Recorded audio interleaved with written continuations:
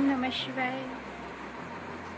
मैंने आप लोगों को वर्षा का जल एकत्र करने को कहा था।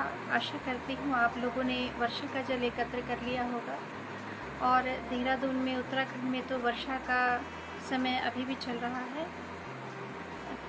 तो आप लोगों ने जो वर्षा का जल एकत्र किया है, जो कुछ स्थानों पर अभी वर्षा जो है अभी रुक चुकी है, लेकिन उत्तराखंड में अभी चल रही है। अभी जो लोग वर्षा का जल एकत्र करना चाहें तो कर सकते हैं। और इसके लिए मैं ये कहूँगी कि अब आप लोगों ने जो भी जल एकत्र किया है उसको किसी लोह पात्र में मत रखिएगा, ना अब प्लास्टिक में भी नहीं रखिए, किसी कांच के पात्र में रख लें, या आप तांबे के पात्र में, कांसे के पात्र में रख सकते हैं, चांदी के पात्र में रख सकते हैं।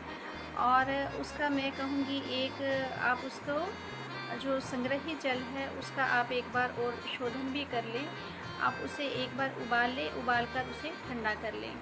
उसका आप संस्कार भी कर सकते हैं। देखिए, वैद्यगण तो संस्कार भी करते हैं, तो संस्कार करने के लिए आप तुलसी पत्र का प्रयोग कर सकते हैं।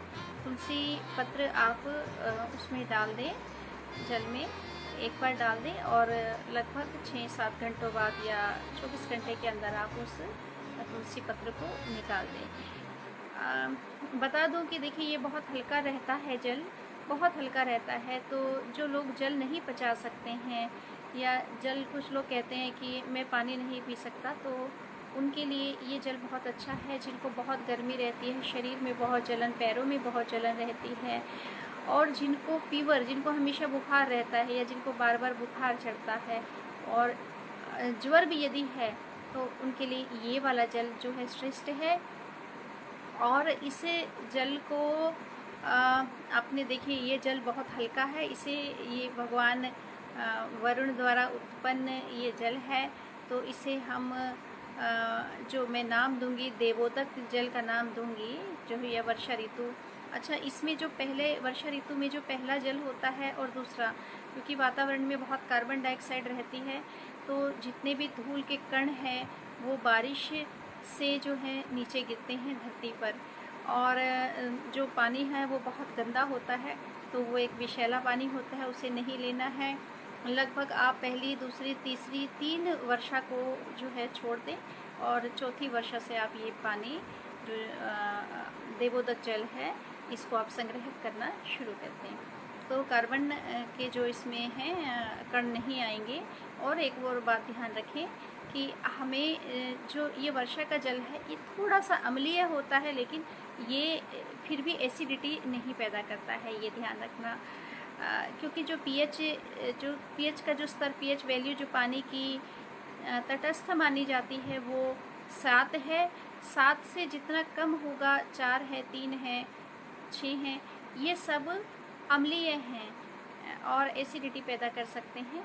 और 7 से ऊपर जितना भी होगा वो एल्कलाइन वाटर होगा। एल्कलाइन वाटर बहुत अच्छा होता है, लेकिन वर्षा का जल है थोड़ा सा अम्लीय होता है, क्योंकि खासकर देखिए, मैं इसका जो वर्षा का जल का पहाड़ी स्थानों पर जो पीएच लेवल रहेगा, 7 तो एक एवरेज है हर जगह। जो नॉर्मल जो पीएच वैल्यू मानी जाती है तटस्थ, वो 7 है। तो पहाड़ों पर 6 और 7 के बीच में हो जाती है, तो वो बिल्कुल भी नुकसान नहीं करती। किंतु यदि वह औद्योगिक क्षेत्र में है, या बहुत ज़्यादा प्रदूषण वाले क्षेत्र में है, जहाँ पर वायु प्रदूषण रहता है, तो वहाँ पर ये पीएच वैल्यू 4 के आसपास हो जाती है। मैं सोच सकती हूँ कि दिल्ली या बॉम्बे या इंदौर, मध्य प्रदेश के बड़े महानगर में, इंदौर में या कहीं भी ये पीएच वैल्यू 4 के आसपास रहती है। तो थोड़ा सा इसकी पीएच वैल्यू, क्योंकि इसमें कार्बन डाइऑक्साइड भी रहता है, कार्बन मोनोऑक्साइड भी रहता है, और नाइट्रोजन ऑक्साइड भी रहता है, तो पीएच वैल्यू 4 के आसपास चली जाती है। तो इसे हमेशा उबालें, उबाल कर ठंडा करें। लेकिन फिर भी वर्षा का जल का प्रयोग मैं कहूँगी, चाहे महानगरों में हो, क्योंकि वर्षा ऋतु में तो हम दूध भी भगवान शिव को चढ़ा देते हैं, क्योंकि वो भी विषैला हो जाता है, और फूल पत्तियाँ भी नहीं तोड़े जाते हैं, वो भी विषैले हो जाते हैं। मैं तो कहती हूँ कि उसमें सब्जियों का सेवन ना करें, हरी सब्जियों का, वो भी विषैली हो जाती हैं। और किसी ने ये बताया नहीं होगा कि जो जल है, कुपोदक जल है, कुपोदक अर्थात कुएं का जल, तालाब का जल, यह भी विषैले हो जाते हैं। तो वो पानी पीने योग्य दूध भी नहीं रहता, पानी भी नहीं रहता पीने योग्य, दही भी नहीं रहती खाने योग्य। तो हमें वर्षा ऋतु में धरती का जल तो बिल्कुल भी नहीं पीना चाहिए, वो विषैला हो जाता है। तो वर्षा ऋतु में भगवान ने इसीलिए जो है वह हमें एक शुद्ध जल दिया है, देवोदक, वरुणोदक जल, हमें हंसोदक जल दिया है। वो जल आप एकत्र करें, उसको आप संग्रहित करें अच्छे पात्र में, तांबे के पात्र में, कांसे के पात्र में, लोह पात्र में नहीं। और प्लास्टिक में तो औषधीय पर्पज़ के लिए प्रयोग किया जाता है, वो वैद्यों के लिए छोड़ दें। आप उसको सदैव आप तांबे के पात्र में, कांसे के पात्र में, इन पात्रों में आप जमा करें।